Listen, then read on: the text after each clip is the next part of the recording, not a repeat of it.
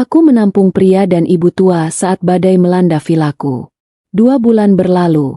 Mereka kembali. Kupikir membawa hadiah, tapi kata-katanya membekukan darahku. Ibuku tidak pikun. Dia ingat bekas luka di tanganmu saat kau menabrak ayahku. Sebelum ceritanya dimulai, silakan tulis di kolom komentar dari daerah mana saja teman-teman yang menonton cerita ini. Dan dengar cerita sambil aktivitas apa? Nyapu, ngepel, tiduran, rebahan atau apa? Yuk kita simak ceritanya. Langit di atas lereng bukit itu tampak seperti memar raksasa yang membengkak. Berwarna ungu gelap bercampur hitam pekat. Angin tidak sekadar bertiup, melainkan menjerit. Menghantam dinding-dinding kayu villa tua itu dengan kemarahan yang seolah personal. Di dalam, Bara duduk di kursi rotan usangnya, memandangi gelas berisi cairan ember yang bergetar setiap kali guntur meledak di angkasa. Usianya 45 tahun, tetapi bayangan di cermin lorong sering menipu matanya, memperlihatkan sosok yang jauh lebih tua, lebih letih, dan lebih hancur. Hujan malam ini bukan hujan biasa. Curah air yang tumpah dari langit mengingatkan Bara pada malam itu. Malam 10 tahun lalu yang telah mengubahnya dari seorang pria dengan masa depan cerah menjadi seorang petapa yang dihantui bayang-bayang.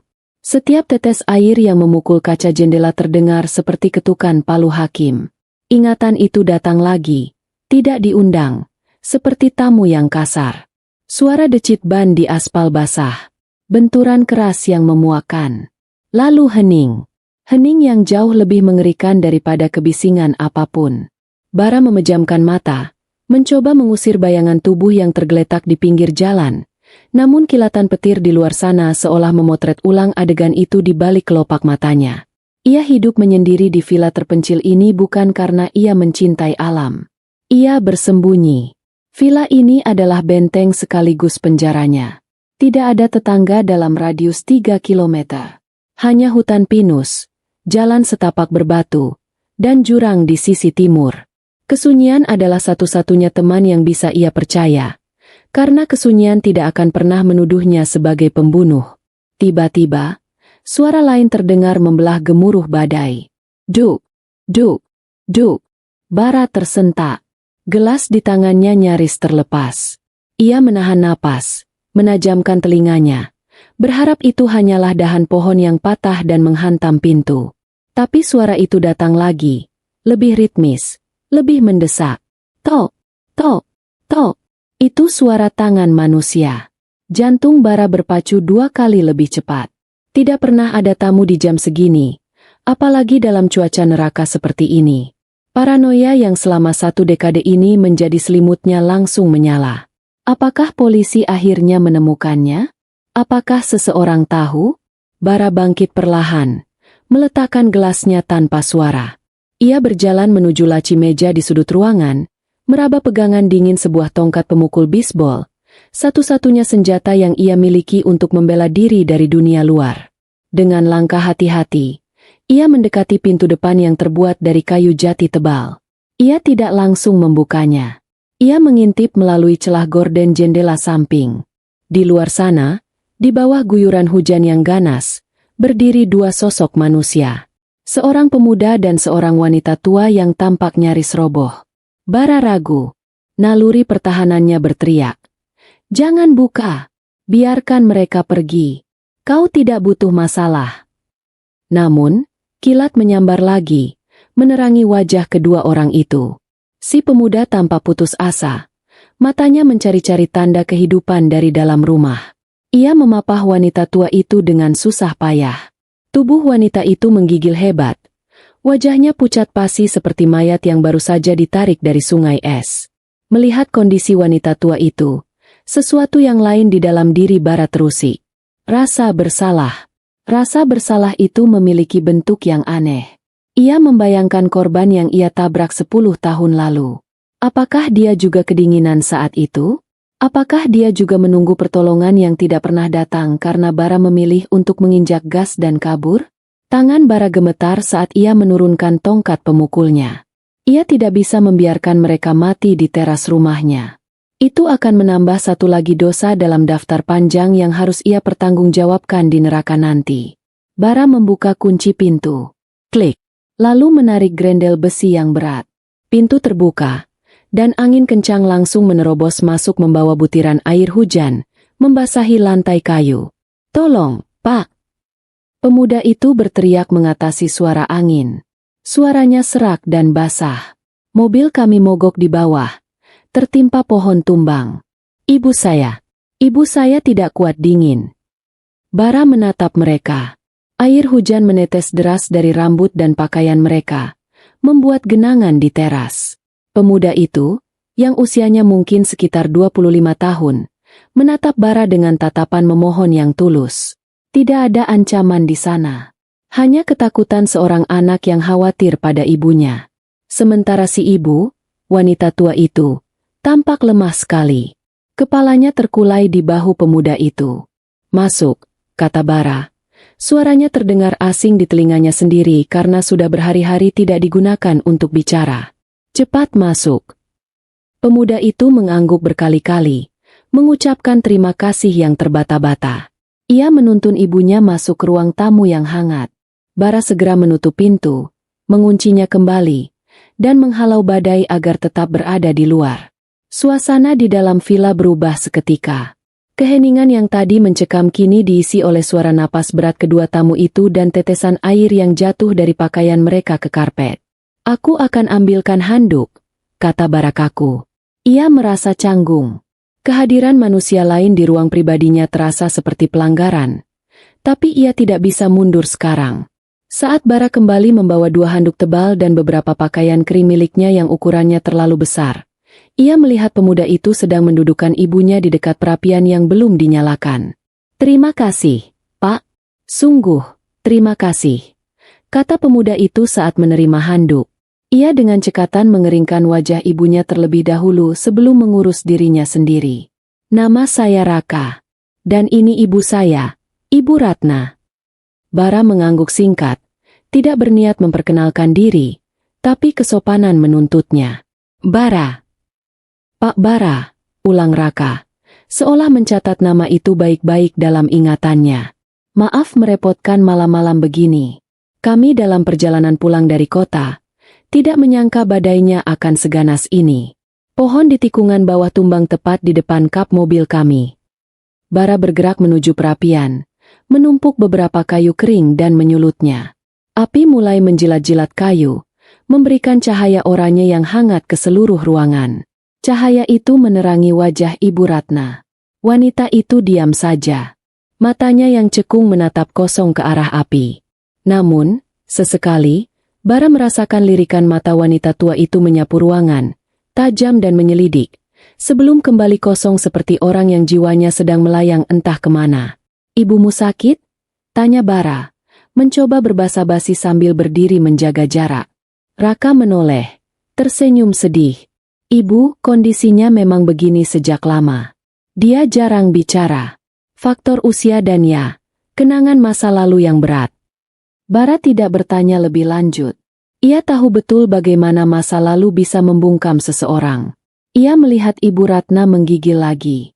Naluri kemanusiaan Bara, yang ia kira sudah mati 10 tahun lalu, ternyata masih berdenyut. Ia merasa harus melakukan sesuatu lebih dari sekadar memberikan handuk. "Aku akan buatkan sesuatu yang hangat," gumam Bara. "Kalian butuh makan." Raka menatapnya dengan rasa syukur yang berlebihan. "Anda terlalu baik, Pak Bara." "Terima kasih." Bara berbalik menuju dapur. Ia meninggalkan kedua tamunya di ruang tengah. Di kepalanya, suara-suara peringatan itu sudah mereda, digantikan oleh perasaan aneh. Perasaan berguna. Selama 10 tahun ia hanya menjadi parasit bagi bumi, hidup dari uang tabungan sisa kejahatan, bersembunyi seperti tikus. Malam ini, setidaknya, ia menjadi manusia yang menolong manusia lain. Mungkin, pikirnya naif, ini adalah cara Tuhan memberinya sedikit kesempatan untuk menebus dosa. Tanpa Bara sadari, di ruang tengah, saat punggungnya menghilang di balik pintu dapur, tatapan kosong Ibu Ratna berubah seketika. Matanya menjadi fokus, dingin, dan penuh perhitungan saat menatap punggung Bara, seolah sedang mengukur peti mati. Aroma sup sayuran dan bawang putih yang ditumis dengan mentega segera memenuhi udara villa yang lembab. Itu adalah masakan sederhana, hanya menggunakan bahan-bahan sisa yang ada di kulkas Bara, wortel, kentang, sedikit daging ayam kalengan, dan rempah-rempah kering. Namun di tengah badai yang mengurung mereka, aroma itu terasa seperti kemewahan bintang 5. Bara membawa nampan berisi 3 mangkuk sup yang mengepul panas ke ruang tengah. Raka sudah berganti pakaian menggunakan kaos oblong dan celana training milik Bara yang kebesaran, sementara pakaian basah mereka digantung di dekat perapian agar cepat kering. Ibu Ratna masih duduk di kursi yang sama, kini terbungkus selimut wol tebal bermotif kotak-kotak. Dia tampak seperti boneka tua yang diletakkan sembarangan, diam dan rapuh. "Makanlah selagi panas," kata Bara, meletakkan nampan di meja kopi rendah di depan mereka. "Wah, baunya enak sekali." Raka menggosok-gosokkan kedua telapak tangannya. "Maaf, Pak Bara, saya harus ke belakang sebentar. Sepertinya air hujan merembes masuk lewat celah jendela di sana. Saya coba sumpal pakai kain tadi." Bara mengangkat alis. "Biar aku saja." Jangan, tolak Raka cepat, berdiri dengan sigap. "Anda sudah memberi kami makan dan tempat berteduh. Biar saya yang urus hal-hal kecil. Tolong, Pak Bara, saya tidak enak hati kalau hanya duduk diam." Tanpa menunggu jawaban, Raka melesat ke arah jendela di sudut ruangan yang memang sedikit bermasalah. Bara menghela napas, lalu pandangannya jatuh pada Ibu Ratna. Wanita tua itu menatap mangkuk sup di depannya tanpa bergerak. Tangannya yang keriput dan berbintik-bintik usia tergeletak lemah di pangkuan. "Bu," panggil Bara pelan. "Supnya nanti dingin." Tidak ada respon. Ibu Ratna hanya berkedip lambat. Bara merasa iba. Mungkin wanita ini terlalu lemah bahkan untuk mengangkat sendok. Raka sedang sibuk di sudut ruangan. Tanpa berpikir panjang, Bara menarik kursi kecil, duduk di hadapan Ibu Ratna. Ia mengambil mangkuk sup milik wanita itu dan menyendok isinya sedikit. "Biar saya bantu, Bu," ucap Bara lembut. Suara yang sangat kontras dengan penampilannya yang berantakan dan brewokan.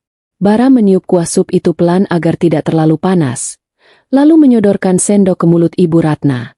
Wanita tua itu membuka mulutnya sedikit, menerima suapan pertama. Dia menelan dengan susah payah. "Pelan-pelan," kata Bara. Ia menyendok lagi. Saat Bara mengangkat tangannya untuk suapan kedua, lengan baju kemeja flanelnya yang agak kedodoran melorot turun. Hal itu menyingkap punggung tangan kanan hingga ke pergelangan tangannya. Di sana, tercetak jelas sebuah jaringan parut yang mengerikan. Bekas luka bakar yang luas, di mana kulitnya tampak meleleh dan menyatu dengan daging dalam pola yang tidak beraturan. Warnanya merah muda pucat dan putih mengkilap, kontras dengan kulit sekitarnya yang sawo matang. Itu bukan luka biasa. 10 tahun lalu, setelah menabrak korban, Bara membawa mobilnya ke sebuah lahan kosong yang jauh dari kota. Dalam kepanikan untuk menghilangkan jejak, ia menyiram mobil itu dengan bensin. Saat menyalakan api, ia terlalu dekat. Sambaran api menyilat tangan kanannya sebelum ia sempat menarik diri. Rasa sakit malam itu adalah satu-satunya hukuman fisik yang ia terima, karena polisi tidak pernah menemukannya. Bara sudah terbiasa dengan luka itu. Ia sudah menganggapnya bagian dari dirinya. Namun, ia tidak menyadari bahwa saat ini, luka itu terpampang jelas di depan wajah Ibu Ratna. Tiba-tiba, Ibu Ratna berhenti mengunyah. Gerakan mulutnya terhenti total. Matanya yang tadi sayu, kini melebar. Bola matanya terpaku pada punggung tangan Bara. Tatapan itu begitu intens, begitu tajam, seolah ingin melubangi kulit Bara dan membakar daging di baliknya. Tangan Ibu Ratna yang ada di pangkuan mulai gemetar. Awalnya pelan, lalu semakin kencang. Getaran itu merambat ke bahunya. Tiba-tiba, tangan kirinya menyentak ke depan, seolah ingin meraih sesuatu, dan menabrak tangan Bara yang sedang memegang sendok. Piar! Sendok terjatuh kembali ke dalam mangkuk, memercikan kuah sup panas ke segala arah. Sebagian kuah panas itu tumpah mengenai tangan Ibu Ratna dan juga kemeja Bara. Astaga! Bara kaget dan refleks menarik tangannya. Ia meletakkan mangkuk di meja dengan cepat. Bara melihat Ibu Ratna masih menatap tangannya dengan napas memburu. Dadanya naik turun dengan cepat. Bara mengira wanita tua itu kesakitan karena cipratan air panas. Atau mungkin trauma badai membuatnya histeris. "Maaf, Bu. Maafkan saya." Bara panik. Ia segera mengambil serbet yang ada di nampan dan dengan hati-hati membersihkan noda sup di tangan keriput Ibu Ratna. "Apa Ibu kepanasan?" "Maaf, saya tidak sengaja. Tangan saya tadi." Bara mengira getaran hebat di tubuh Ibu Ratna adalah karena kedinginan atau ketakutan. Ia tidak melihat sorot mata itu sebagai kebencian. Ia melihatnya sebagai kepanikan orang tua yang pikun. "Ada apa ini?" Raka muncul dari belakang. Suaranya tenang namun ada nada waspada. "Ibumu supnya tumpah." Jelas Bara merasa bersalah. Ia sibuk mengelap meja. Mungkin dia kaget atau tangannya kram. "Maafkan saya, Raka." Raka berjalan mendekat. Ia tidak melihat ke arah tumpahan sup, melainkan menatap wajah ibunya lekat-lekat. Ia kemudian beralih menatap Bara. Lalu matanya berhenti sejenak di tangan kanan Bara yang masih terbuka lengan bajunya, memperlihatkan luka bakar itu. Ada jeda 1 detik yang hening dan berat. Namun dengan cepat, Raka tersenyum maklum. "Tidak apa-apa, Pak Bara. Ibu memang sering begitu kalau kedinginan." Saraf motoriknya agak terganggu, kata Raka santai. Ia mengambil alih serbet dari tangan Bara. "Biar saya yang bersihkan." Pak Bara ganti baju saja. "Kena kuah juga, kan?" Bara melihat ke mejanya yang basah. "Ah, ya, sedikit." "Pergilah ganti, Pak. Terima kasih sudah menyuapi Ibu. Maaf Ibu jadi merepotkan." Raka membungkuk sedikit, sangat sopan. Lalu ia beralih ke ibunya, mengusap punggung wanita tua itu dengan gerakan yang terlihat menenangkan. Namun matanya menatap tajam ke manik mata ibunya, seolah mengirimkan pesan telepati. "Tahan. Belum waktunya." Bara mengangguk dan mundur menuju kamarnya. Saat ia menutup pintu kamar untuk mengganti kemeja, ia menghela napas panjang. Jantungnya berdebar, bukan karena takut, tapi karena rasa canggung yang luar biasa. Namun, di balik itu semua, ada perasaan hangat yang menjalar di dadanya. Ia baru saja merawat seseorang. Ia baru saja meminta maaf dan dimaafkan. Interaksi kecil yang kacau itu entah kenapa membuatnya merasa lebih manusia. Ia merasa telah melakukan penebusan dosa kecil malam ini. Menampung mereka, memberi makan, bahkan membersihkan kekacauan mereka. Mungkin Tuhan sedang melihat, pikir Bara sambil menatap cermin, mengancingkan kemeja kering yang bersih. Mungkin ini tandanya aku boleh mulai memaafkan diriku sendiri. Malam semakin larut. Karena villa itu hanya memiliki 1 kamar tidur, Bara mengeluarkan kasur lipat dan beberapa bantal ke ruang tamu untuk Raka dan ibunya. Mereka bersikeras tidak ingin merepotkan Bara lebih jauh dengan mengambil alih kamar utamanya. "Ini sudah lebih dari cukup, Pak Bara. Kasur ini empuk sekali," kata Raka saat membantu menggelar spray. "Tidurlah yang nyenyak. Badai sepertinya akan reda besok pagi," kata Bara. Sebelum masuk ke kamarnya sendiri, Bara sempat menoleh sekali lagi. Ibu Ratna sudah berbaring, memunggunginya. Raka duduk di lantai di samping ibunya, mengelus kepala wanita tua itu. Pemandangan anak yang berbakti itu membuat hati Bara terenyuh. Ia masuk ke kamarnya, mematikan lampu, dan berbaring di tempat tidur. Suara hujan di luar mulai terdengar lebih lembut. Tidak lagi semarah tadi. Untuk pertama kalinya dalam 10 tahun, Bara memejamkan mata tanpa harus meminum alkohol sampai mabuk. Ia merasa aman. Ia merasa telah menjadi orang baik malam ini. Ia tidak tahu bahwa di ruang tamu yang gelap, Ibu Ratna tidak tidur. Matanya terbuka lebar menatap nyalang ke arah kegelapan. Dan Raka, anak yang berbakti itu, sedang duduk diam sambil memutar-mutar sebuah pemantik api di tangannya, menatap pintu kamar Bara dengan senyum dingin yang mengerikan. Pagi itu datang dengan kecerahan yang seolah mengejek kegelapan malam sebelumnya. Badai telah berlalu sepenuhnya, meninggalkan langit biru bersih yang membentang tanpa celah di atas bukit. Sisa-sisa hujan semalam hanya terlihat dari dedaunan basah yang berkilauan ditimpa matahari dan aroma tanah basah yang menyengat namun segar. Di halaman depan villa, sebuah mobil derek berwarna kuning terang sudah terparkir. Petugas derek sedang sibuk mengaitkan rantai besi ke bumper mobil Raka yang penyok bagian depannya akibat tertimpa dahan pohon. Raka berdiri di samping mobil itu, berbicara dengan petugas. Sementara Ibu Ratna sudah duduk tenang di dalam kabin truk derek. Bara berdiri di ambang pintu, memperhatikan mereka dengan perasaan lega yang aneh. Ia tidak merasa terganggu. Justru, ada rasa ringan di dadanya. Ia merasa seperti baru saja lulus dari ujian yang tidak ia ketahui jadwalnya. Raka berjalan menghampiri Bara. Pemuda itu tampak segar, meski matanya sedikit bengkak, mungkin kurang tidur. Ia mengulurkan tangan. Sekali lagi, terima kasih banyak, Pak Bara. Ucap Raka dengan nada sungguh-sungguh. Cengkeraman tangannya kuat dan hangat.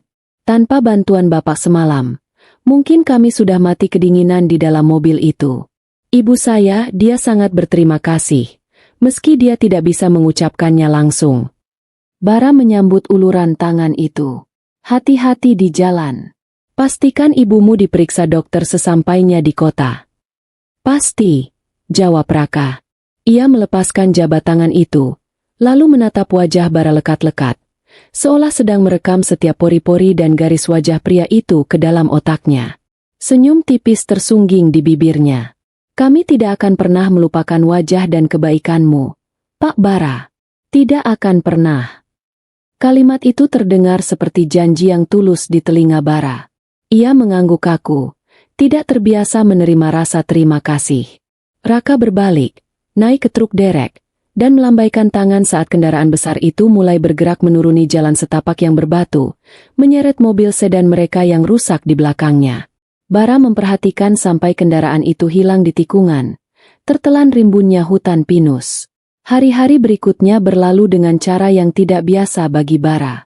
Kejadian malam itu, alih-alih membuatnya semakin paranoid, justru menjadi titik balik psikologis baginya. Selama 10 tahun, Bara hidup dalam bayang-bayang ketakutan bahwa setiap orang asing adalah ancaman, bahwa setiap ketukan pintu adalah polisi yang datang membawa borgol. Namun, Raka dan Ibu Ratna datang, melihatnya, dibantu olehnya, dan pergi dengan damai. Tidak ada sirine polisi, tidak ada tuduhan. Bara mulai berpikir, mungkin dosanya sudah lunas. Mungkin alam semesta mengirim dua orang itu sebagai ujian terakhir. Apakah kau masih punya hati nurani, Bara?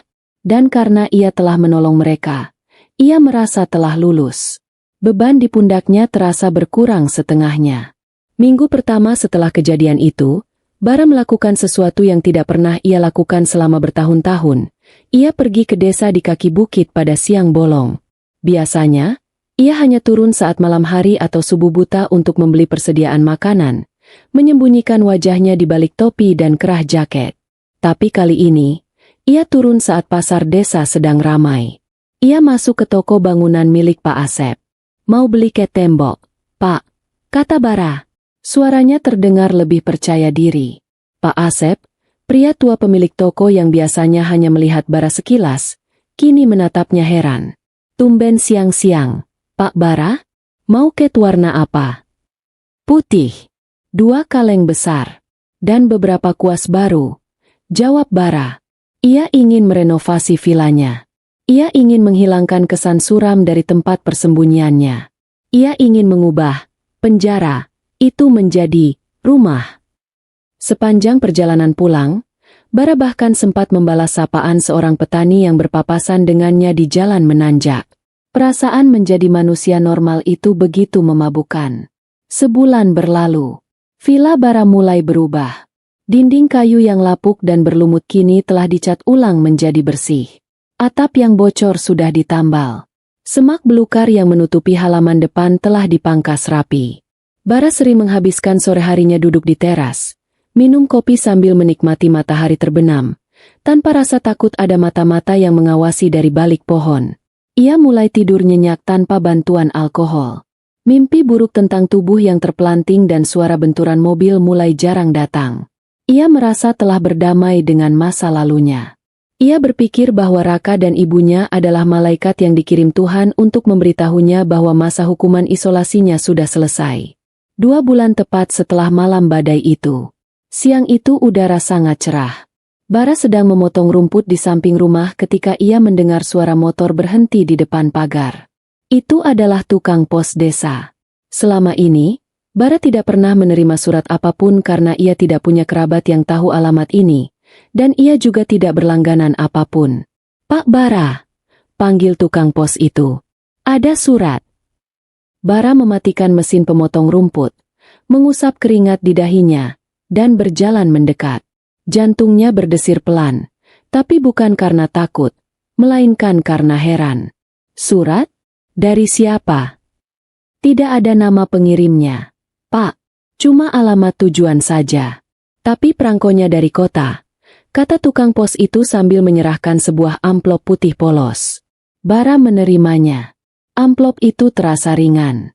Tidak ada nama pengirim di sudut kiri atas. Tulisan alamatnya diketik rapi dengan komputer, bukan tulisan tangan. "Terima kasih," gumam Bara. Setelah tukang pos pergi, Bara duduk di kursi teras yang baru saja ia ket ulang. Ia memutar-mutar amplop itu. Perasaan tidak enak mulai merayap naik, mengikis rasa aman palsu yang ia bangun selama 2 bulan ini. Dengan jari yang sedikit gemetar, ia merobek ujung amplop. Di dalamnya hanya ada selembar kertas HVS putih yang dilipat 2. Bara membukanya. Tidak ada surat panjang lebar. Tidak ada salam pembuka. Di tengah kertas itu, tercetak sebuah deretan angka dan satu kalimat pendek dengan huruf tebal. 74521. 1102345.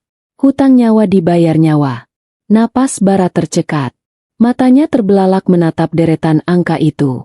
Ia mengenali formatnya. Itu adalah koordinat GPS.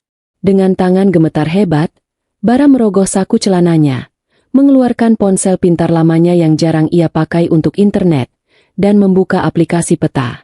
Ia memasukkan angka-angka itu. Titik merah muncul di layar peta. Titik itu tepat berada di lokasi vilanya sendiri. Darah Bara serasa surut dari wajahnya. Kertas itu jatuh dari tangannya, melayang pelan ke lantai teras. Sinar matahari yang hangat tiba-tiba terasa dingin menusuk tulang. Kicauan burung di pohon pinus terdengar seperti suara gagak yang menertawakan kebodohannya. Dia tidak diampuni. Dia tidak bebas. Seseorang tahu di mana dia berada. Dan seseorang itu tidak menginginkan uang atau permintaan maaf. Mereka menginginkan nyawanya. Bara menghabiskan sisa hari itu dalam keadaan siaga penuh. Ia kembali menjadi binatang buruan. Jendela-jendela yang baru saja ia bersihkan kini ditutup rapat dengan gorden tebal. Pintu dikunci rangkap. Tongkat pemukul bisbol kembali berada di samping kursi rotannya. Ia mondar-mandir di ruang tamu seperti harimau dalam kandang sempit. Otaknya memutar ribuan skenario. Siapa pengirim surat itu? Apakah keluarga korban 10 tahun lalu akhirnya menyewa detektif swasta? Atau apakah polisi berhasil melacak transaksi kartu debitnya saat membeli cat kemarin? Tapi kalimat, hutang nyawa dibayar nyawa, terdengar terlalu personal untuk polisi. Itu adalah ancaman dendam. Menjelang sore, saat matahari mulai condong ke barat dan langit berubah jingga kemerahan, suara deru mesin mobil yang halus terdengar mendekat. Bukan suara truk atau motor desa yang kasar. Ini suara mesin mobil mahal yang bertenaga. Bara mengintip dari celah gorden. Jantungnya berhenti berdetak sejenak. Sebuah SUV hitam besar, mengkilap dan mewah, perlahan memasuki halaman vilanya. Mobil itu berhenti tepat di tempat mobil derek parkir 2 bulan lalu. Kaca mobilnya gelap total. Tidak terlihat siapa yang ada di dalam. Pintu pengemudi terbuka. Seorang pria turun. Bara menyipitkan mata. Pria itu mengenakan setelan jas hitam rapi, kemeja hitam, dan dasi hitam. Rambutnya disisir klimis ke belakang. Meski penampilannya berubah drastis dari kaos oblong basah 2 bulan lalu, Bara mengenali postur tubuh itu. Raka. Lalu pintu penumpang depan terbuka. Raka berjalan memutar dan membantu seseorang turun. Wanita tua itu. Ibu Ratna. Dia mengenakan kebaya hitam berbahan beludru, kain batik gelap, dan selendang hitam yang menutupi sebagian kepalanya. Dia berdiri tegak, jauh lebih tegak daripada saat ia datang dipapah dengan kondisi basah kuyup. Otak Bara mengalami korsleting sesaat. Raka, Ibu Ratna, kenapa mereka kembali? Dan kenapa berpakaian seperti orang yang hendak pergi melayat ke pemakaman? Harapan bodoh muncul di benak Bara. Mungkinkah surat ancaman tadi bukan dari mereka? Mungkinkah surat itu hanya kebetulan? Dan Raka datang untuk berterima kasih secara resmi? Mungkin mereka orang kaya yang ingin membalas budi karena Bara telah menyelamatkan nyawa mereka saat badai? Pakaian hitam itu mungkin hanya kebetulan, atau mungkin adat mereka. Bara melepaskan genggamannya pada tongkat bisbol. Ia merapikan rambutnya yang berantakan. Ia ingin percaya bahwa ini adalah kunjungan persahabatan. Ia ingin percaya bahwa dunia tidak sedang mencoba membunuhnya. Bara membuka pintu depan. Ia melangkah keluar ke teras, mencoba memaksakan senyum ramah di wajahnya yang tegang. "Raka?" Sapa Bara. Suaranya sedikit bergetar. "Ibu Ratna? Wah, kejutan apa ini? Kalian tampak sehat." Raka dan Ibu Ratna berdiri diam di halaman, sekitar 5 meter dari teras. Mereka tidak tersenyum. Wajah Raka datar, dingin, dan keras seperti batu nisan. Wajah Ibu Ratna, yang dulu tampak kosong dan pikun, kini memiliki sorot mata yang tajam dan fokus, menatap lurus ke mata Bara dengan intensitas yang membuat bulu kuduk berdiri. "Selamat sore, Bara." Suara Raka terdengar tenang, namun tidak ada lagi nada hormat atau, "Pak, di sana. Silakan masuk." Bara mencoba mempertahankan keramahannya, meski instingnya mulai berteriak bahaya. Aku baru saja menyeduh kopi. Kalian mau masuk? Bagaimana kabar kalian?" Raka tidak bergerak. "Kami tidak akan masuk. Kami tidak ingin mengotori sepatu kami di rumah seorang pembunuh." Senyum Bara lenyap seketika. Udara di sekitarnya terasa membeku. Apa maksudmu?" Raka maju selangkah. "Kami datang untuk mengembalikan supmu, Bara. Dan untuk mengambil keadilan bagi ayahku yang kau tabrak mati 10 tahun lalu di Jalan Cadas Pangeran." Dunia Bara runtuh. Lantai teras serasa amblas di bawah kakinya. Nama jalan itu, waktu itu, semuanya akurat. Rahasia yang ia jaga dengan nyawanya selama 1 dekade, terbongkar begitu saja di sore yang tenang ini. Kau salah orang," elak Bara. Suaranya parau dan lemah. "Usaha penyangkalan yang menyedihkan. Jangan menghina kecerdasan kami," potong Raka tajam. 10 tahun lalu. Hujan deras. Sebuah sedan silver menabrak motor ayahku. Mobil itu berhenti sebentar, lalu kabur. Polisi tidak pernah menemukan pelakunya karena kau membakar mobil itu di lahan kosong, kan? Kau pikir jejakmu hilang selamanya. "Aku tidak tahu apa yang kau bicarakan." Bara mundur selangkah. Tangannya meraba gagang pintu di belakangnya. "Ibu saya ada di sana malam itu, Bara," kata Raka, menunjuk wanita tua di sampingnya. Dia duduk di boncengan motor ayah. Dia terlempar ke semak-semak, tapi dia sadar. Dia melihat mobilmu berhenti. Dia melihat kaca jendelamu turun. Dia melihat wajahmu diterangi cahaya api rokok atau korek api yang kau nyalakan sesaat sebelum tabrakan, kelalaian bodoh yang membunuh suaminya. Bara terdiam.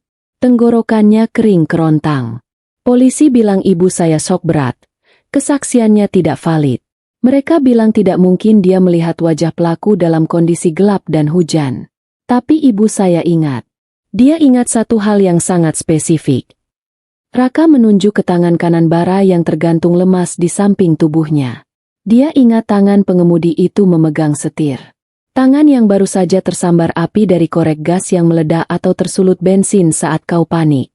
Dia melihat luka bakar yang masih merah menyala di tanganmu saat kau menengok keluar jendela untuk memastikan korbannya mati. Bara refleks menyembunyikan tangan kanannya ke belakang punggung. Gerakan itu adalah pengakuan bersalah yang paling jujur.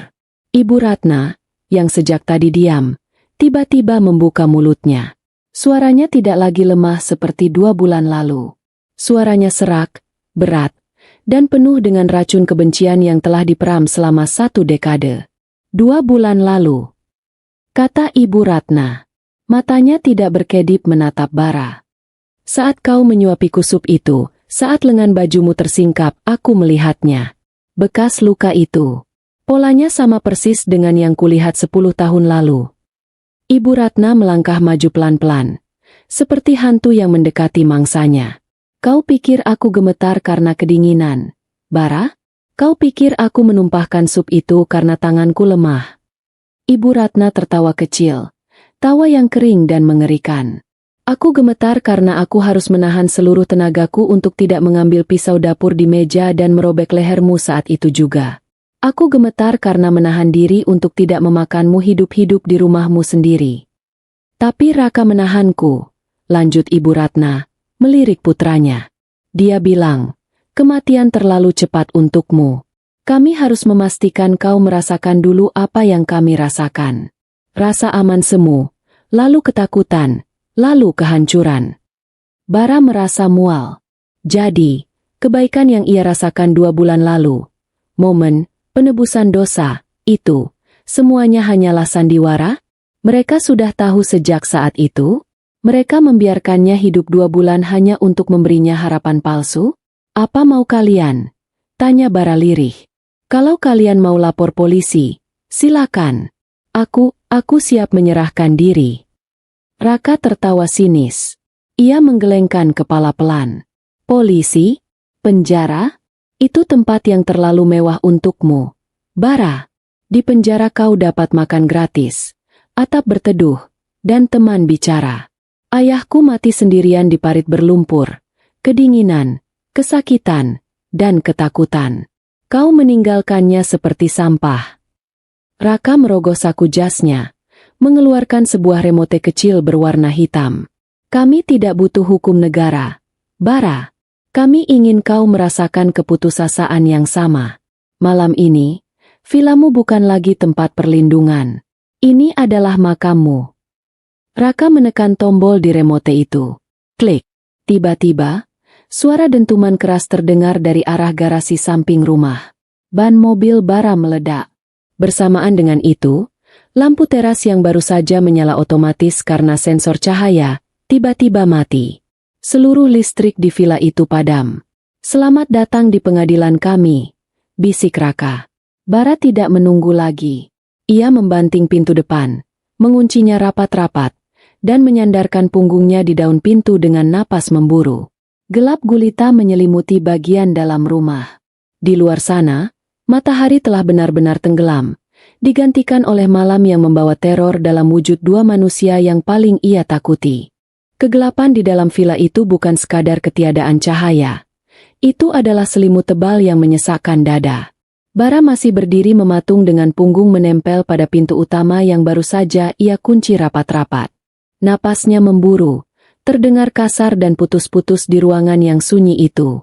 Ia merogoh saku celananya dengan tangan gemetar, menarik keluar ponselnya. Layar menyala, menyilaukan mata yang terbiasa dengan gelap.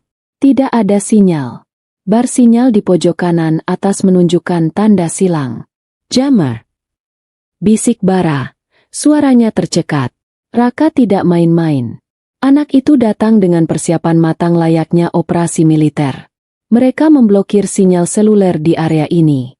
Bara berlari terhuyung-huyung menuju dapur, menabrak sudut meja makan dalam kegelapan. Ia meraih gagang telepon rumah yang menempel di dinding. Ia menempelkannya ke telinga, berharap mendengar nada sambung. Hening.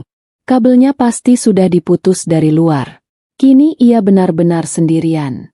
Terisolasi di atas bukit, di dalam rumah yang ia bangun sebagai tempat persembunyian, yang kini berubah menjadi peti mati raksasa. Bara. Suara itu terdengar dari luar, diperkuat oleh pengeras suara, megapone, atau sistem audio yang dipasang tersembunyi. Itu suara Raka. Nadanya tenang, santai, seolah sedang memanggil teman lama untuk bermain catur, yang justru membuatnya terdengar jauh lebih mengerikan daripada teriakan marah. Jangan repot-repot mencari bantuan. Jalan ke bawah sudah kami blokir dengan pohon tumbang. Kali ini pohon sungguhan yang kami tebang, bukan karena badai. Tidak ada yang bisa naik, tidak ada yang bisa turun. Bara merosot duduk di lantai dapur, memeluk lututnya. Ia mencengkram tongkat bisbolnya erat-erat, seolah itu adalah jimat pelindung. "Kau tahu, Bara," lanjut suara Raka dari luar, bergema menembus dinding kayu villa. "Saat kami menginap di sini 2 bulan lalu, aku sempat berkeliling rumahmu saat kau tidur. Aku melihat betapa nyamannya hidupmu. Kau punya pemanas ruangan, kasur empuk, kulkas penuh makanan. Kau hidup damai seolah tidak pernah merenggut masa depan sebuah keluarga." Hening sejenak. Hanya suara jangkrik hutan yang terdengar sayup-sayup, sebelum suara Raka kembali memecah malam. "Ayahku tidak seberuntung itu. Kau mau dengar apa yang ayahku rasakan malam itu?" Tiba-tiba, suara Raka menghilang, digantikan oleh suara statis yang berisik. Krek-krek. Lalu, suara lain muncul dari pengeras suara yang sepertinya diletakkan di berbagai sudut halaman, menciptakan efek surround yang meneror. Itu adalah suara rintihan. "Tolong, tolong." Suara laki-laki, lemah, serak, dan basah, diselingi suara batuk yang terdengar seperti ada cairan di paru-parunya. "Sakit kakiku, tolong dingin." Bara menutup telinganya rapat-rapat. Matanya terpejam kuat-kuat hingga kepalanya sakit. Ia mengenali jenis suara itu, suara nyawa yang sedang meregang, berjuang melawan maut yang tak terelakkan. "Matikan!" teriak Bara dari dalam rumah, meski ia tahu suaranya tak akan terdengar keluar. "Hentikan!" Tapi rekaman itu terus berputar. "Ratna! Raka jaga Raka!" Suara itu begitu nyata. Bara merasa seolah-olah hantu korban tabrak larinya sedang berbaring di ruang tamunya sendiri, merintih tepat di telinganya. Rasa bersalah yang selama 2 bulan ini ia kubur dalam-dalam, kini meledak keluar seperti nanah dari luka yang infeksi. Ia ingat malam itu. Ia ingat benturan itu. Ia ingat melihat tubuh itu terlempar. Dan ia ingat ketakutan pengecut yang membuatnya menginjak pedal gas alih-alih pedal rem. Suara Raka kembali terdengar, menimpa suara rintihan itu. "Itu bukan rekaman asli, Bara. Itu adalah reka ulang suara yang terus terngiang di kepala ibuku selama 10 tahun. Ibuku mendengar ayah merintih seperti itu selama 3 jam di parit. Bara, 3 jam. Sementara kau mungkin sedang mencuci mobilmu atau tidur di kasur hangatmu." Teriakan Raka kini penuh emosi, tidak lagi tenang. Ibuku merangkak di tengah hujan dengan kaki patah, mencoba mencapai ayah, tapi dia tidak bisa. Dia hanya bisa mendengar suaminya mati perlahan-lahan. Kau tahu rasanya mendengar orang yang kau cintai memanggil namamu tapi kau tidak bisa melakukan apa-apa karena seorang pengecut membiarkan mereka mati. Prang! Sesuatu menghantam jendela dapur. Kaca pecah berhamburan ke lantai. Bara terlonjak, menjauh dari jendela. Sebuah batu sebesar kepalan tangan tergeletak di antara pecahan kaca. Teror audio itu hanyalah pembuka.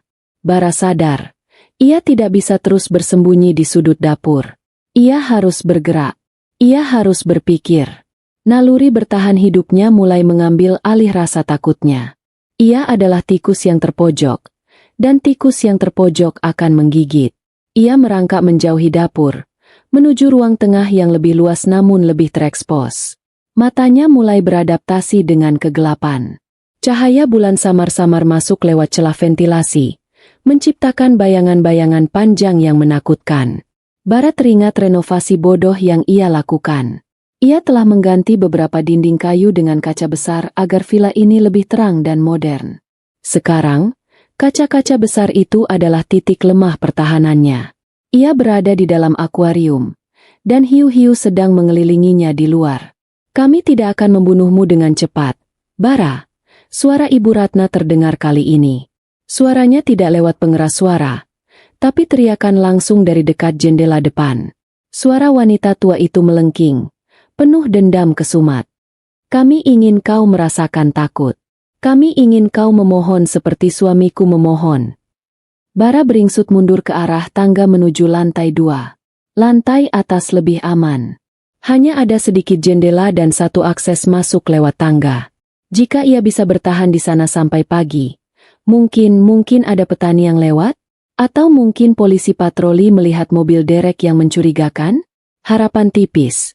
Tapi hanya itu yang ia punya. Di luar, Raka memberi isyarat pada dua orang pria bertubuh kekar yang berdiri di kegelapan. Mereka bukan pembunuh bayaran profesional, hanya preman bayaran yang dibayar mahal untuk melakukan pekerjaan kotor.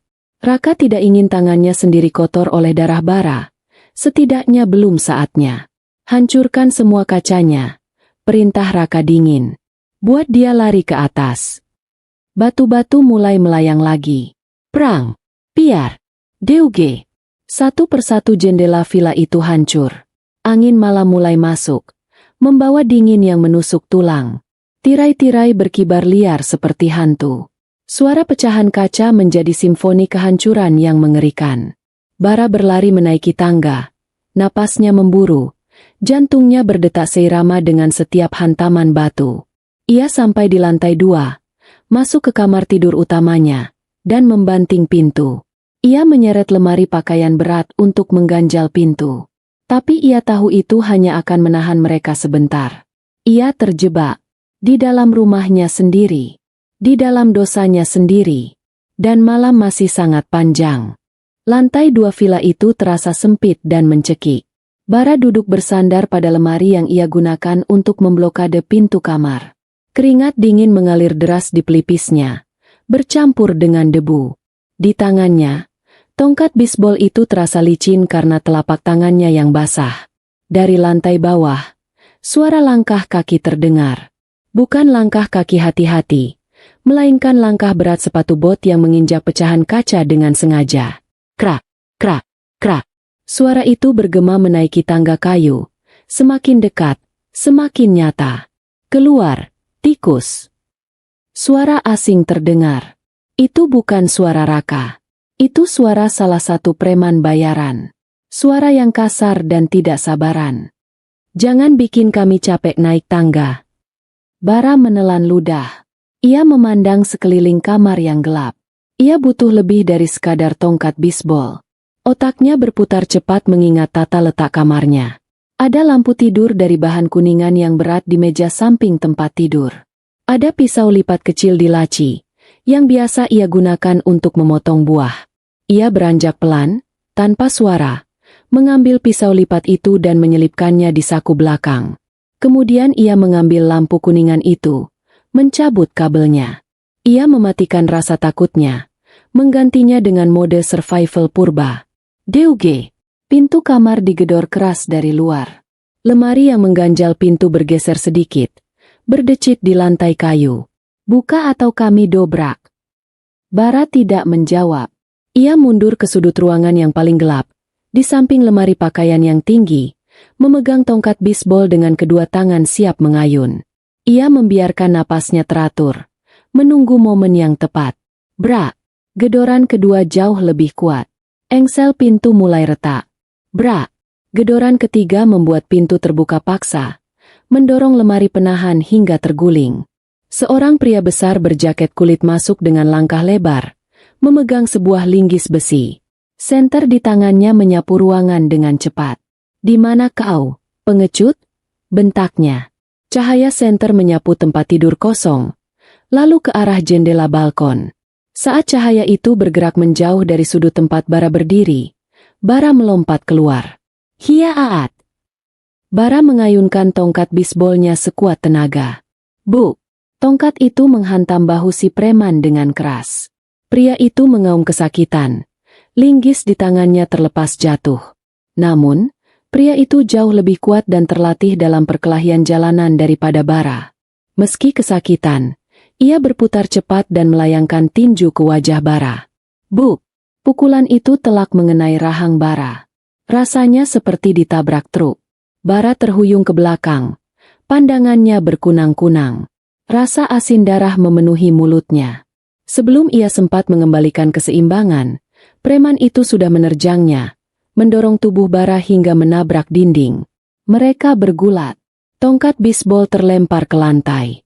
Tangan besar preman itu mencekik leher Bara, menekan saluran napasnya. "Mati kau!" geram si preman. Wajahnya merah padam karena marah dan sakit di bahunya. Bara meronta. Oksigen di parunya menipis. Pandangannya mulai menggelap. Ia menendang-nendang liar. Tapi tubuh preman itu terlalu berat. Tangan Bara meraba-raba lantai, mencari apa saja. Jarinya menyentuh pecahan keramik dari vas bunga yang jatuh saat pergulatan. Dengan sisa tenaga terakhir, Bara menggenggam pecahan keramik tajam itu dan menghujamkannya ke sisi paha si preman. Arg! Preman itu menjerit. Cengkeramannya di leher Bara melonggar. Bara memanfaatkan kesempatan itu. Ia menendang perut pria itu sekuat tenaga, membuatnya terdorong mundur. Bara bangkit, terbatuk-batuk hebat sambil memegangi lehernya yang memar.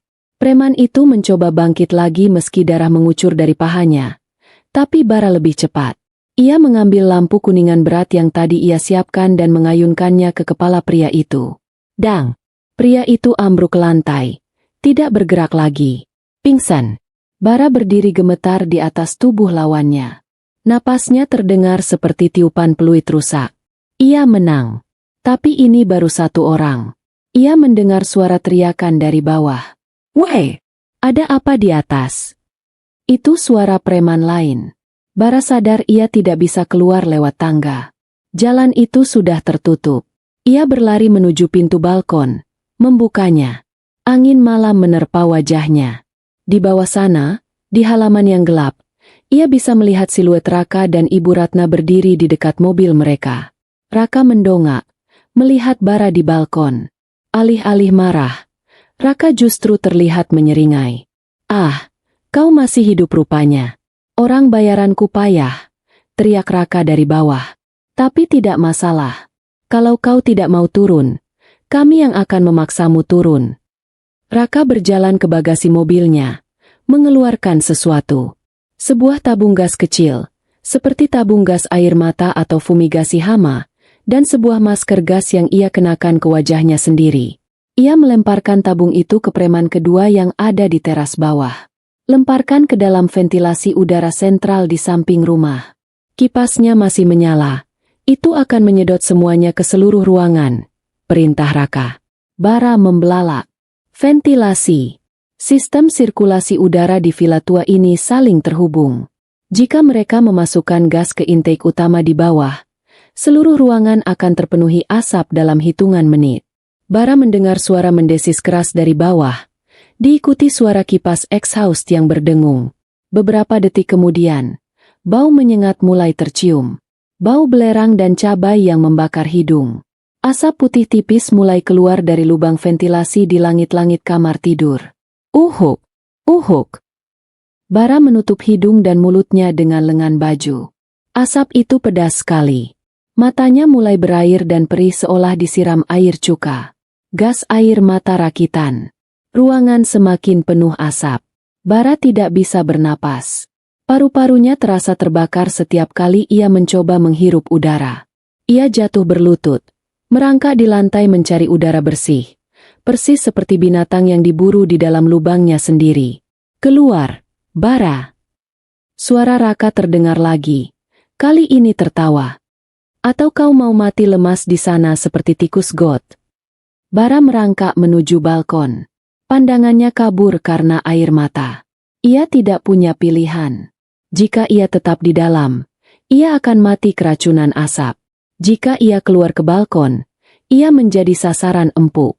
Dengan mata merah dan napas tersengal-sengal, Bara menyeret tubuhnya keluar ke balkon lantai 2. Hujan buatan dari sistem penyiram tanaman yang dinyalakan Raka mulai membasahi tubuhnya.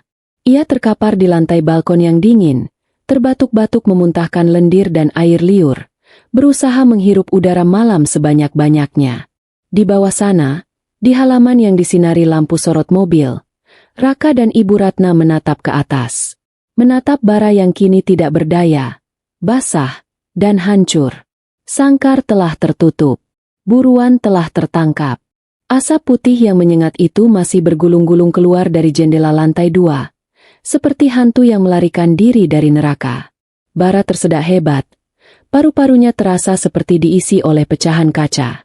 Dengan mata yang nyaris buta karena air mata iritasi, ia menyeret tubuhnya melewati pagar balkon.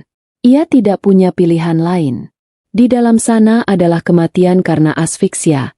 Di bawah sana adalah penghakiman. Bara mengayunkan kakinya melewati teralis besi, lalu menjatuhkan diri ke halaman rumput di bawahnya. Bruk!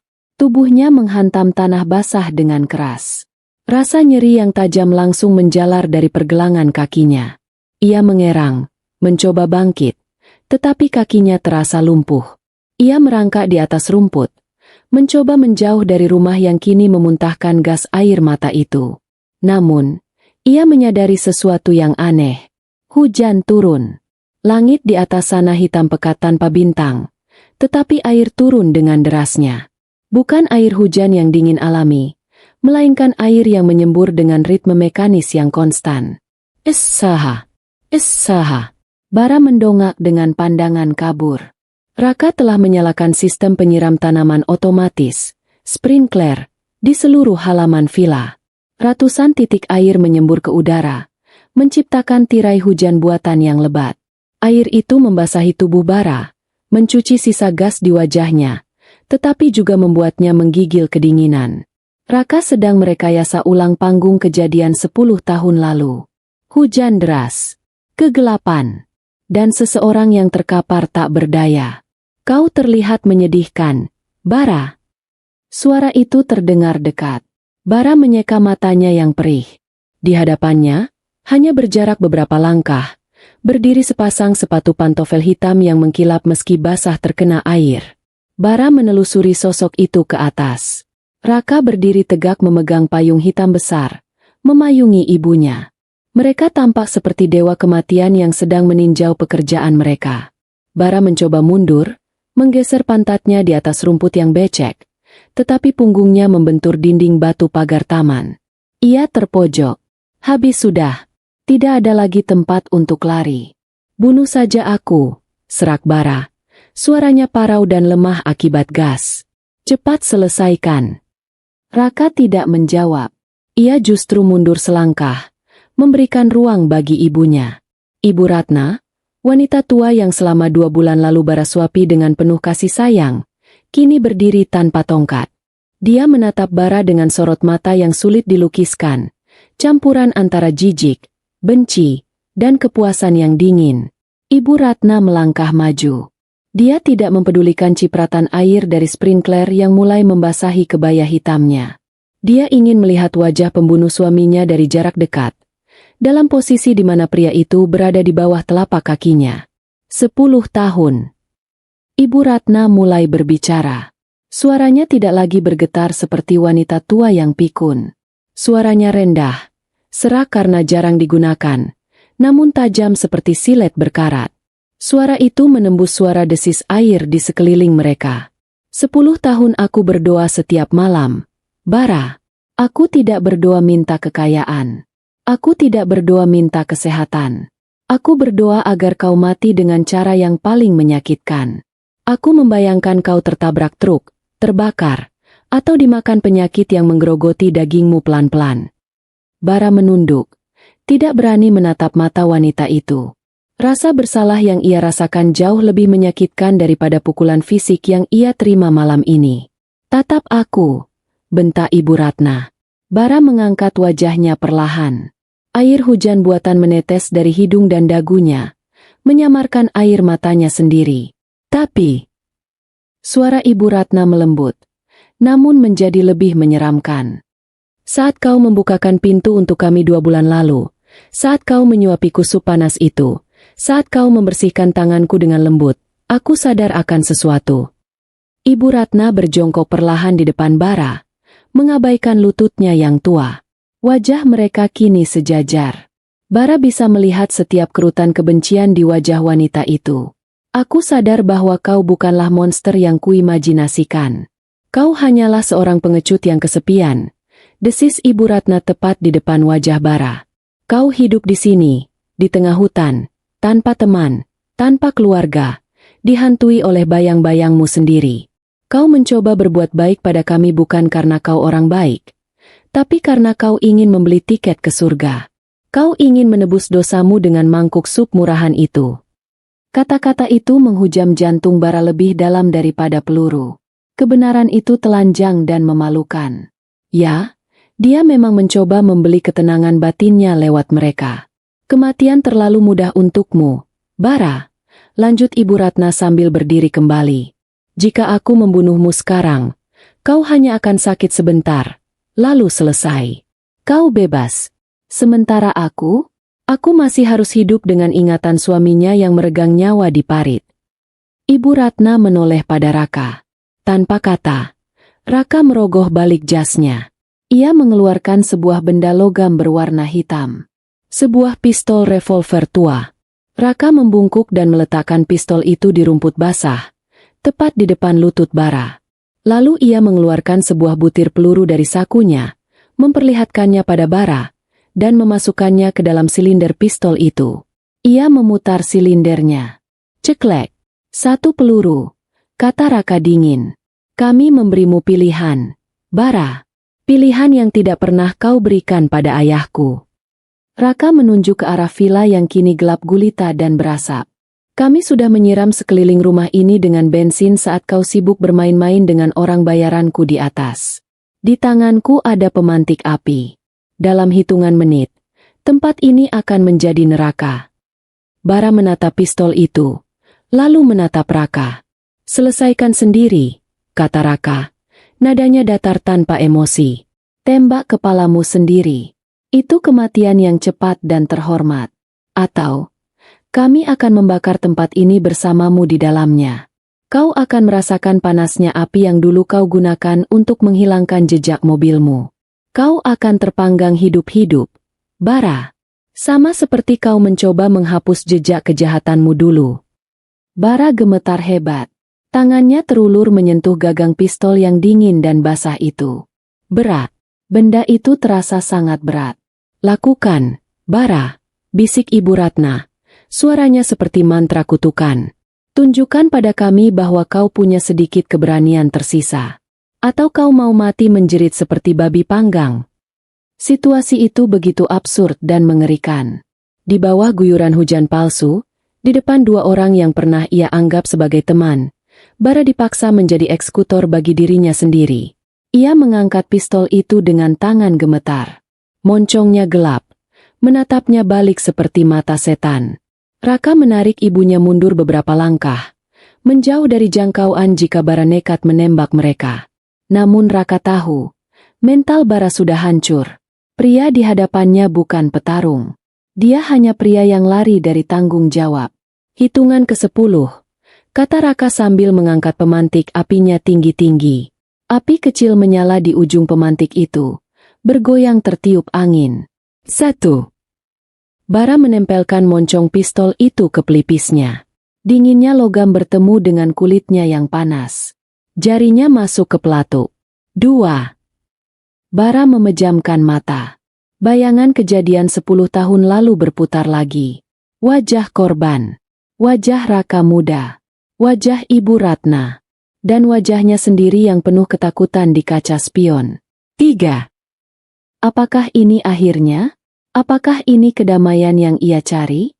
Menarik pelatuk, dan semuanya gelap selamanya. Tidak ada lagi rasa bersalah. Tidak ada lagi mimpi buruk. Hanya ketiadaan. 4. Air mata Bara menetes, bersatu dengan air hujan buatan. Ia isak tertahan. Ia ingin hidup. Demi Tuhan, ia masih ingin hidup. Ia baru saja merasakan indahnya hidup normal 2 bulan terakhir ini. Kenapa harus berakhir begini? 5. 6. Cepat, teriak Ibu Ratna. Tidak sabar melihat darah tumpah. Bara membuka matanya. Ia melihat Raka dan Ibu Ratna yang berdiri sekitar 5 meter darinya. Mereka menatapnya tanpa belas kasihan. Mereka sudah bukan lagi tamu yang ia tolong.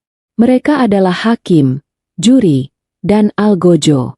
Dan tiba-tiba, Bara menyadari sesuatu.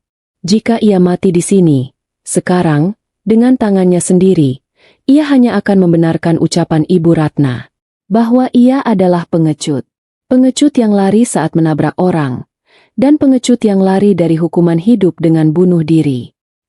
Dia tidak mau mati sebagai pengecut. Tapi dia juga tidak bisa membunuh Raka atau ibunya. Dia pantas dihukum.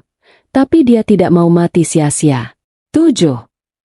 Pandangan Bara beralih cepat. Di samping kiri rumah, dekat tempat Raka dan Ibu Ratna berdiri, terdapat sebuah tangki genset besar yang digunakan untuk listrik cadangan villa. Selama perkelahian tadi, salah satu preman mungkin sempat melempar sesuatu atau menabrak pipa salurannya, karena Bara bisa mencium bau solar yang tajam bercampur dengan bensin yang disiramkan Raka. Ada genangan cairan pelangi di dekat kaki Raka yang mengalir dari arah tangki genset yang bocor. 8. Otak Bara bekerja dengan kecepatan kilat. Sebuah keputusan gila muncul. Sebuah resolusi yang gelap. 9. Raka bersiap melempar pemantik apinya ke arah teras yang basah oleh bensin. "Maafkan aku," bisik Bara. Bukan pada dirinya sendiri, tapi pada takdir yang harus ia ambil. Bara menarik pistol dari pelipisnya. Dengan gerakan menyentak yang tak terduga, ia tidak mengarahkan pistol itu ke kepalanya, tidak juga ke dada Raka. Ia mengarahkan moncong pistol ke arah genangan bahan bakar di dekat tangki genset, tepat di samping fondasi rumah. Mata Raka membelalak. Ia menyadari terlambat apa yang akan dilakukan Bara. "Jangan!" teriak Raka. Bara menarik pelatuk. Dor! Suara letusan pistol itu memecah malam, terdengar kecil namun mematikan di tengah suara gemuruh air sprinkler. Kilatan api keluar dari moncong pistol, mengirimkan satu-satunya peluru panas melesat menembus udara basah. Peluru itu tidak meleset. Ia menghantam logam tangki genset yang sudah tua dan bocor, memercikan bunga api yang bertemu dengan uap bahan bakar yang pekat. Waktu seolah melambat. Bara melihat mata Raka terbelalak ngeri, bukan karena takut mati, tapi karena kaget akan kenekatan Bara. Ibu Ratna masih mematung, belum memproses apa yang terjadi. Bom! Ledakan itu tidak instan menghancurkan segalanya, namun terjadi dengan gaya dorong yang kuat. Bola api oranye raksasa mekar dari samping rumah, menghantam dinding kayu villa yang sudah disiram bensin. Udara di sekitar mereka bergetar hebat. Gelombang panas langsung menyapu dinginnya air hujan buatan. "Ibu!" Raka berteriak. Reaksi Raka sangat cepat. Naluri seorang anak mengalahkan segalanya. Ia tidak mempedulikan Bara lagi. Ia melompat, memeluk tubuh ibunya, dan menjatuhkan diri mereka berdua menjauh dari jilat api yang menyambar liar ke arah mereka. Mereka berguling di atas rumput basah, terlindungi oleh gundukan tanah taman. Sementara itu, Bara terpental ke belakang akibat gelombang kejut ledakan. Tubuhnya menghantam pagar batu lagi. Kepalanya membentur keras. Pandangannya menjadi gelap sesaat. Telinganya berdenging panjang, ngiing, menutupi semua suara lain. Saat ia membuka mata beberapa detik kemudian, dunia di hadapannya telah berubah menjadi neraka merah. Villa itu, tempat persembunyiannya, tempat ia mencoba membangun hidup baru, tempat ia menyuapi Ibu Ratna dengan penuh harapan, kini terbakar hebat. Api menjalar dengan kecepatan mengerikan, memakan kayu-kayu tua yang kering, diperparah oleh bensin yang disiramkan Raka sebelumnya. Lidah api menjilat ke langit, mengalahkan kegelapan malam, mengubah air dari sprinkler menjadi uap panas yang mendesis. Panasnya luar biasa. Kulit wajah Bara terasa perih, seolah sedang dikuliti. Ia melihat ke arah Raka dan Ibu Ratna. Mereka selamat. Raka sedang berusaha memapah ibunya berdiri, menyeret wanita tua itu menjauh dari kobaran api menuju mobil mereka yang terparkir agak jauh di dekat gerbang. Raka sempat menoleh ke belakang, menatap ke titik di mana Bara tergeletak. Tatapan mereka bertemu di sela-sela lidah api. Raka tidak menembaknya. Raka tidak mengejarnya. Tatapan itu adalah tatapan akhir. Raka tahu, hukuman telah dijatuhkan.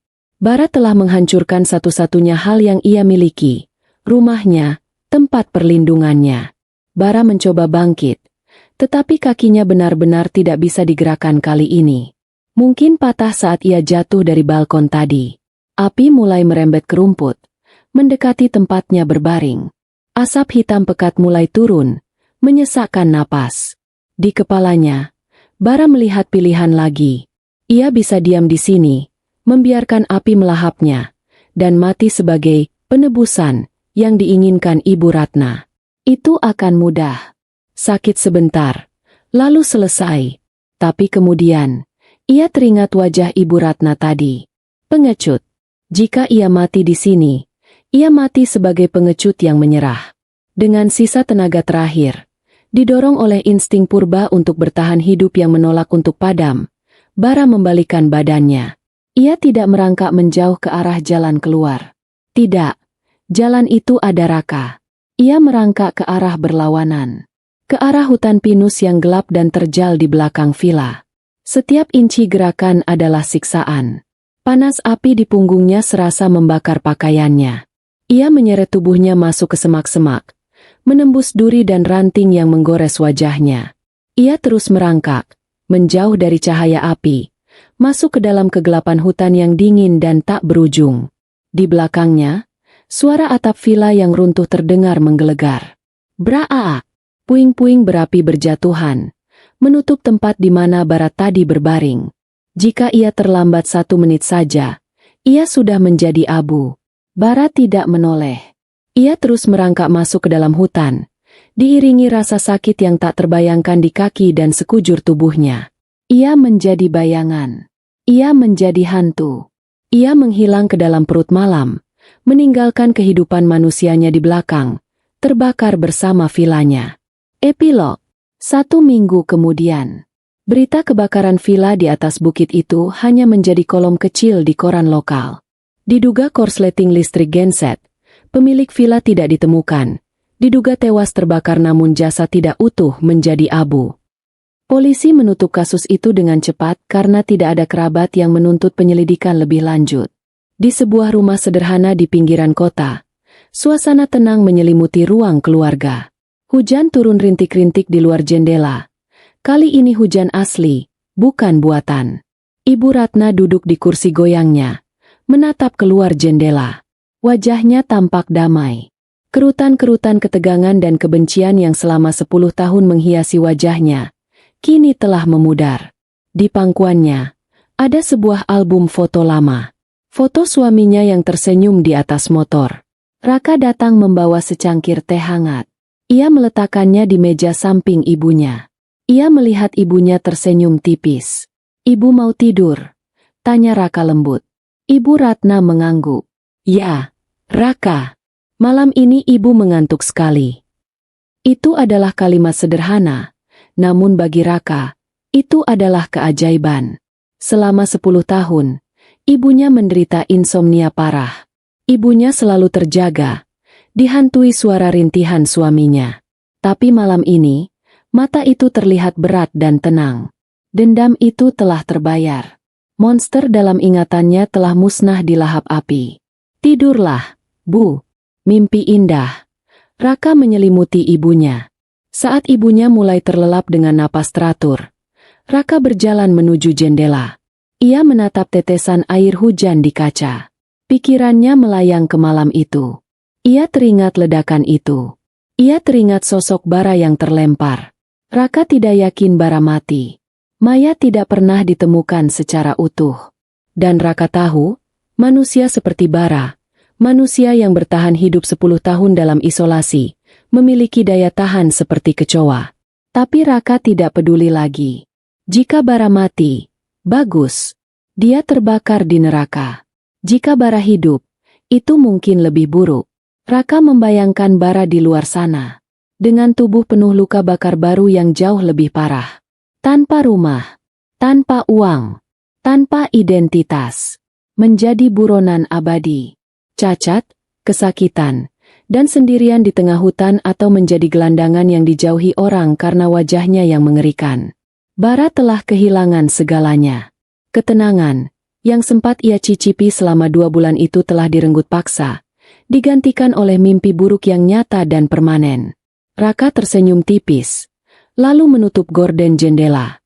Di luar sana, jauh di dalam hutan yang gelap, di bawah guyuran hujan yang tak kunjung reda, sesosok bayangan pincang sedang berjalan tertatih-tatih. Sosok itu mengerang kesakitan di setiap langkahnya. Kulitnya melepuh, matanya liar penuh ketakutan. Bara masih berlari. Dia tidak lagi dikejar oleh hukum atau oleh Raka.